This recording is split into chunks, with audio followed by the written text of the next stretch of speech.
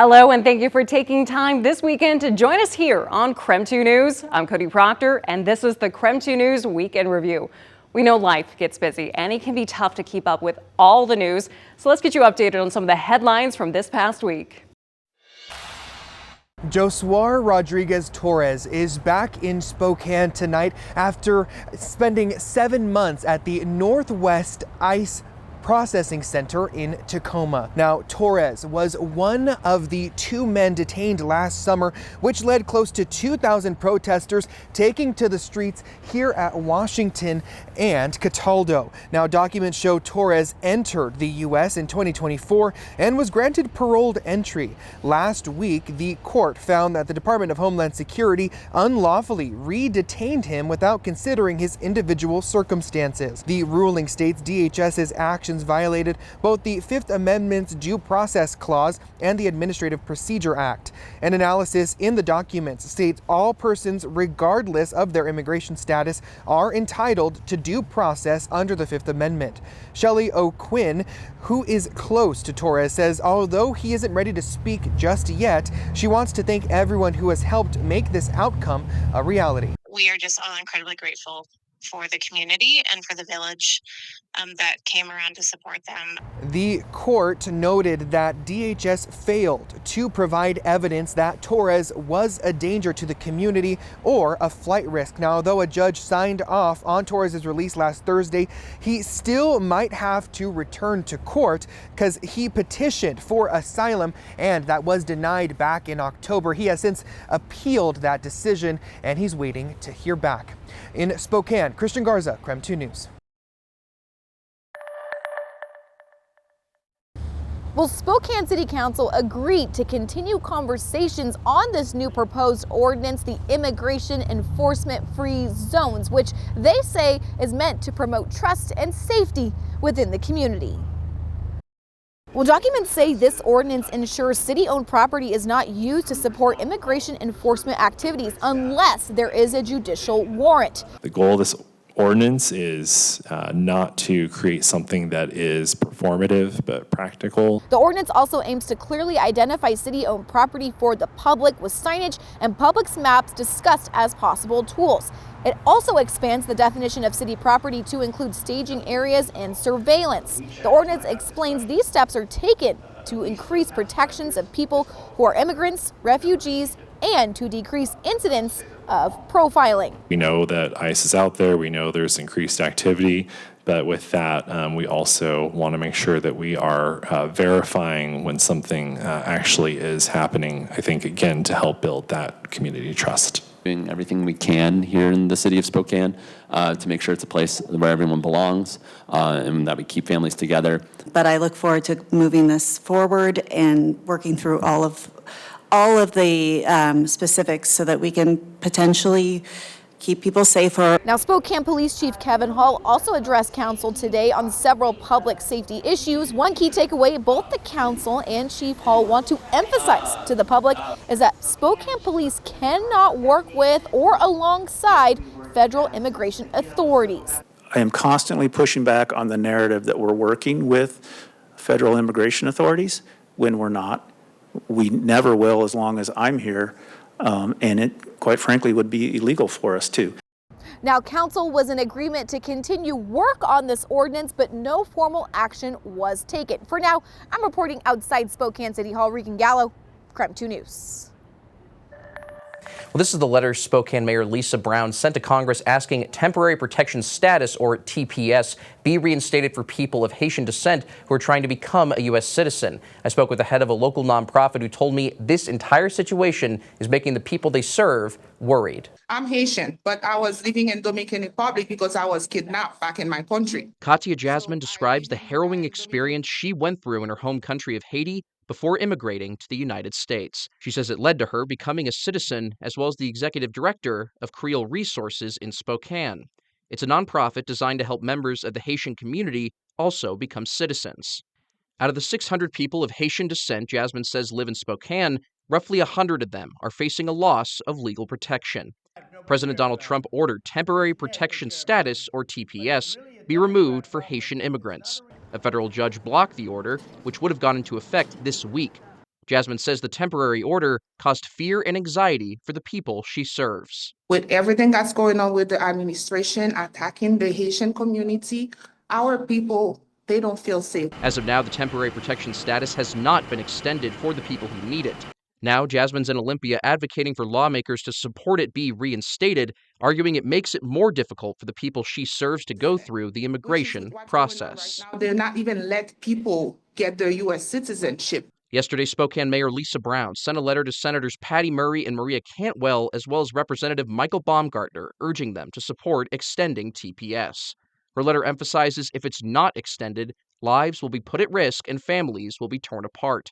Jasmine says she is grateful for the support and hopes it eventually leads to policy aimed at making more people she serves to become permanent citizens like herself. We need them to extend it, or if they don't want to extend, if they can offer those people a different way to get their residence or citizenship. Jasmine says it's unclear where folks relying on TPS go from here and urges anyone who can support them to do so. Connor McAvoy, KREM 2 News. As we go to break, here's a check of your weekend forecast.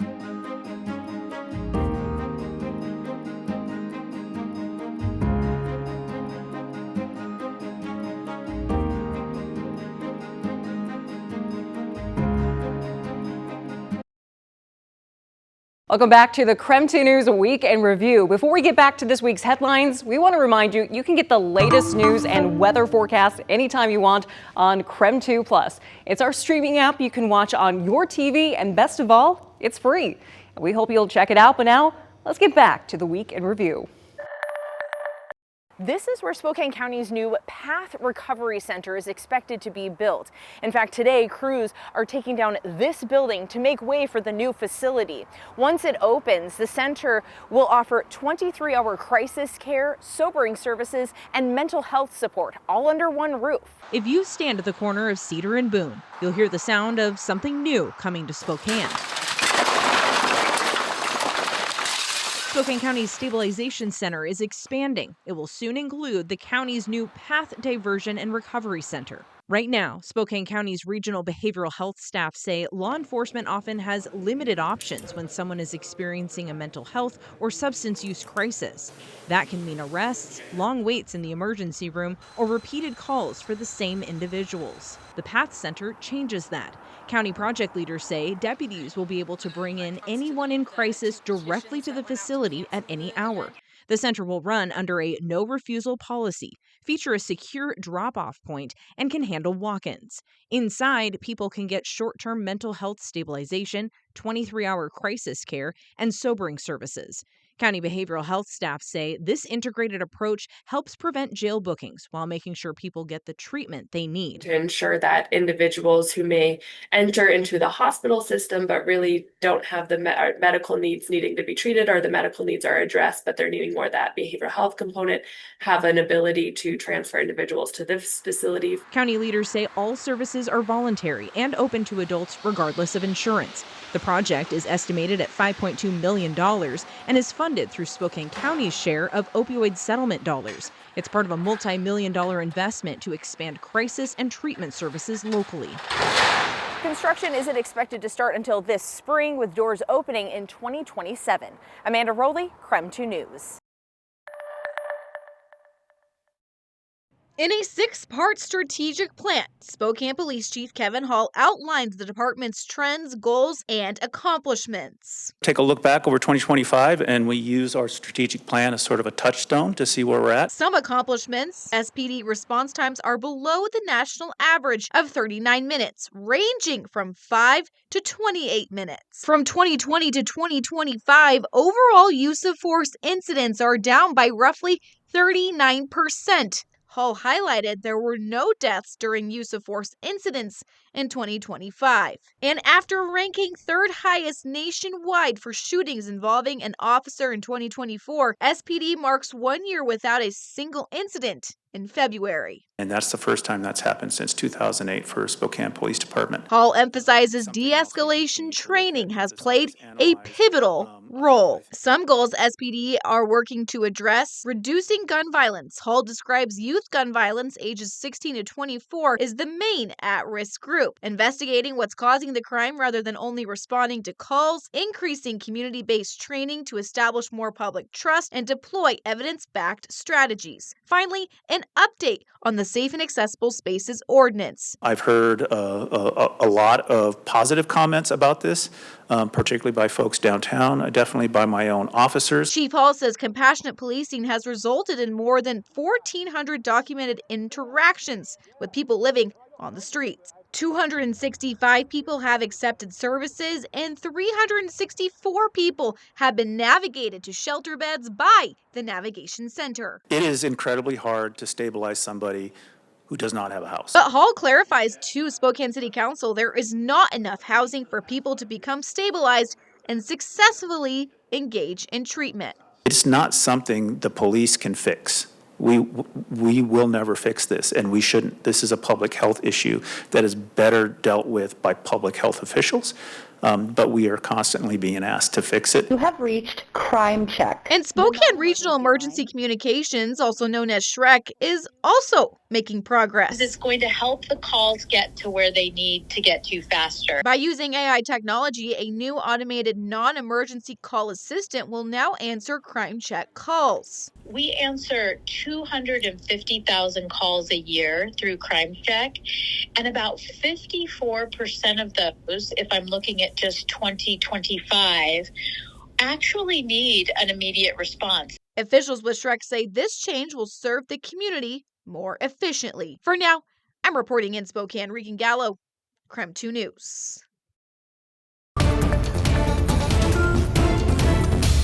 Thank you for watching the KREM 2 News Week in Review. I'm Cody Proctor.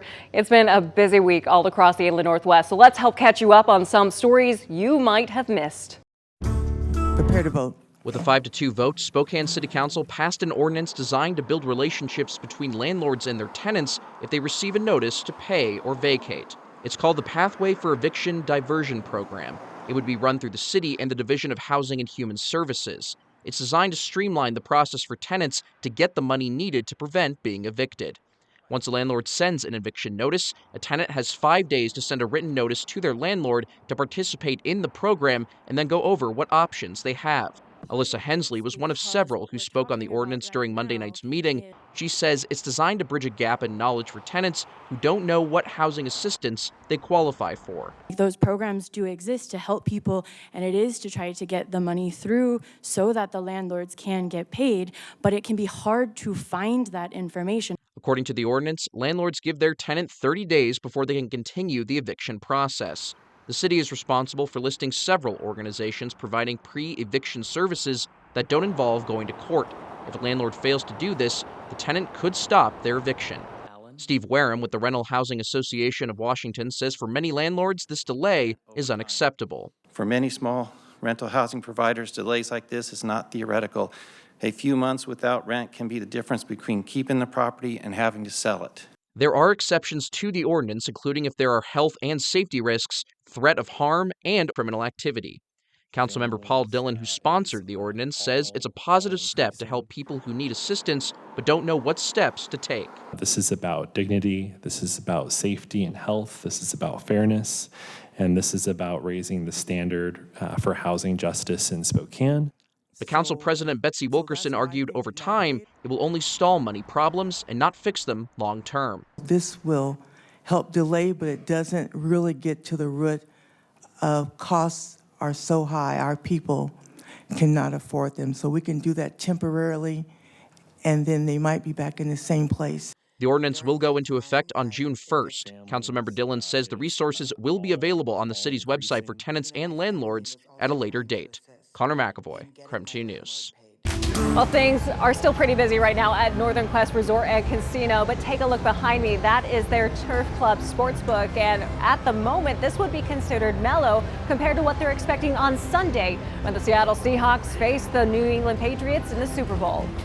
As lights flash and bells ring, there's a new name on the wall at the Turf Club Sportsbook at Northern Quest Casino, the Seattle Seahawks. And Executive Director of Casino Operations, Kevin Zenishik, couldn't be more thrilled. It's absolutely exciting, but my first thought was really for that revenge. We got to get the Patriots back. But this game will also be one for the books because it'll be the first time the team plays on the biggest stage in football since sports betting became legal in Washington state 4 years ago. Zenishek says it's already scoring them bigger numbers. Overall betting volume is already today the same as it was last year, and we still have several days left to go until the Super Bowl, so we anticipate it'll be a much larger volume. Speaking of those wagers, he says they've already seen a variety of bets. That's what's interesting about sports wagering is they set the line so you can really make either team competitive. I believe most folks are betting on the hometown team, the Seahawks. They're currently favored by 4.5 points. That means that the Seahawks will have to win by 5 points or more for that bet to be good. Bets have also been placed on everything from the coin toss to the players, but odds are good that Sunday could see a crowd of blue and green at Northern Quest. And if you want to take part in the action, the sportsbook will be open from 9 in the morning until 10 that night on Sunday. In Erie Heights, Cody Proctor, KREM 2 News. Before we wrap up this edition of the KREM 2 News Week in Review, we have one more story you might have missed this past week. Former Eastern Washington receivers Cooper Kupp and Efton Chisholm made a name for themselves here at Roos Field in Cheney. Now this weekend they'll share the same field again, this time on the NFL's biggest stage. Although the two didn't play at Eastern together, head coach Aaron Best says there's a lot they have in common. Once you saw each of them practice at the level and the professionalism they practiced at, you knew the greatness was going to come. They were both overlooked coming out of high school, and while Efton's whole career is ahead of him as an NFL rookie, Cooper Kupp has proven his greatness at football's highest level. He's been the league's Offensive Player of the Year and a Super Bowl MVP with the LA Rams. Best says not only is Kupp elite on the field, he's just as good at the things that don't show up on a stat sheet. Coop has it, and it's all caps. What I mean by that, he just gets it. Spatial awareness, understanding that he's going to be selfless in his approach to block because probably 2 plays later on third down, he's going to be expected to come down with a big third down. Seeing Kupp's success helped guide Chisholm at Eastern several years later. He chased Cooper in a lot of categories, knowing that he probably was never going to reach Cooper in any of them, but it didn't deter his belief, motivation, and dedication to his teammates. While the work ethic and leadership of both players stands out to Best, the thing he remembers most about Chisholm, other than his contagious smile, was him being ready to make the most out of every chance he got. I don't think he's ever whiffed on an opportunity. I think he's been prepared, and whatever happens, happens. He's a man of faith, and I think he stands on those things that whatever is supposed to happen is going to happen. Best says he won't be rooting for a specific team in the Super Bowl, but he's excited to celebrate Eagles' success, especially when it means cheering for two players who made such a huge impact on him and on Eastern Washington football. You guys are great men. You guys are great people, and you're great players playing on the biggest stage. So best of luck to both of you. You'll never be forgotten at Cheney. The Super Bowl kicks off on February 8th at 3:30 p.m. In Cheney, Caitlin Galloway, KREM 2 Sports. Thank you for joining us for the KREM 2 News Week in Review. Be sure to keep it here for more news and weather updates throughout the weekend. I'm Cody Proctor. Thanks for watching.